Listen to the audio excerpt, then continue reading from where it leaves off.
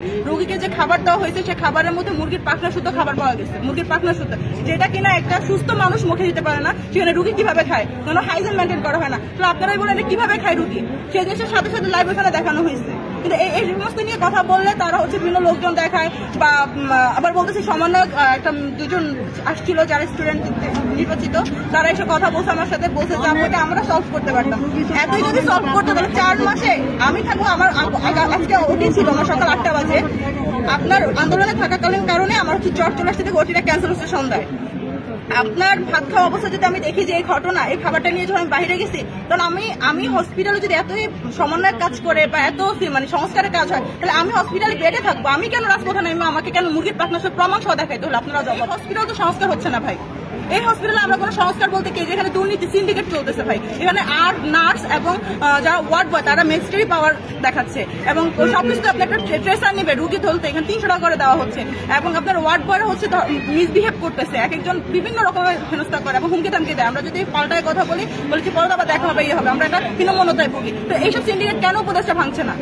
উনি যদি এতই ব্যস্ত থাকে, উনি যদি আমাদের 4 তলে ভিজিট করে, অন্য রুমগুলো ভিজিট করার টাইম না পায় সংস্কারের কারণে, কি সংস্কার করলো যে আমাদের মধ্যে এগুলো হয়ে যাচ্ছে? শুধু তাই না, গতকাল রাতে লাইভে যদি আপনারা দেখেন, সেখানে দেখবেন যে আন্দোলন চলাকালীন অবস্থায় রোগীকে যে খাবার দেওয়া হয়েছে সে খাবারের মধ্যে মুরগির পাখনা শুদ্ধ খাবার পাওয়া গেছে, মুরগির পাখনা শুদ্ধ, যেটা কিনা একটা সুস্থ মানুষ মুখে দিতে পারে না। সেখানে রুগী কিভাবে খায়, কোনো হাইজিন মেনটেন করা হয় না। তো আপনারাই বলেন কিভাবে খায় রুগী, সেই জিনিসের সাথে সাথে লাইভ এখানে দেখানো হয়েছে। কিন্তু এই সমস্ত নিয়ে কথা বললে তারা বিভিন্ন লোকজন দেখায়, বা আবার বলতেছে সমন্বয়ক একটা দুজন আসছিল যারা স্টুডেন্ট নির্বাচিত, তারা এসে কথা বলছে আমার সাথে, বলছে যে এটা আমরা সলভ করতে পারতাম।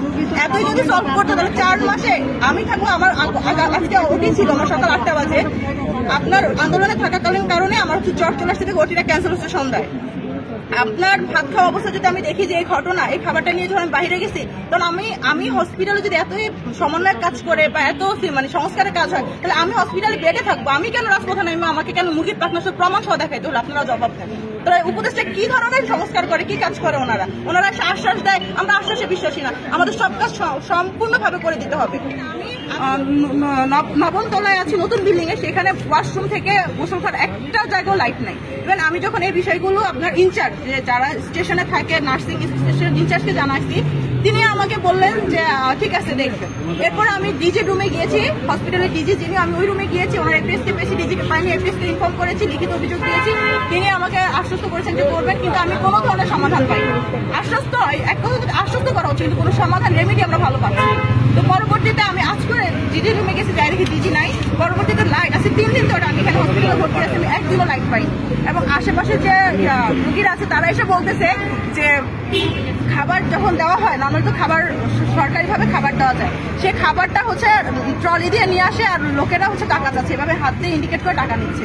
এরকম ইন্ডিকেটগুলো করা হচ্ছে। এখানে হসপিটাল প্রত্যেকটা সেক্টরে আপনার টাকা চলে। শুধু তাই না, গতকাল আমার বেডের পাশে যার ওটি হয়েছে, তাকে অপারেশন থিয়েটার থেকে বের করার পরে যে নার্স আয়ারা থাকে, তাদেরকে টাকা দেওয়া হয়েছে যে আপনারা ভালো করে সেবা যত্ন করবেন। কিন্তু কোনো সেবা না, কোনো কিছু না, সবকিছু টাকা নিচ্ছে, বাট কোনো সেবা পাচ্ছেন। আপনি টাকার বিনিময়ে, ঘুষের বিনিময়ে যদি সেবা পান, সেটাও আপনি এখানে পাচ্ছেন না।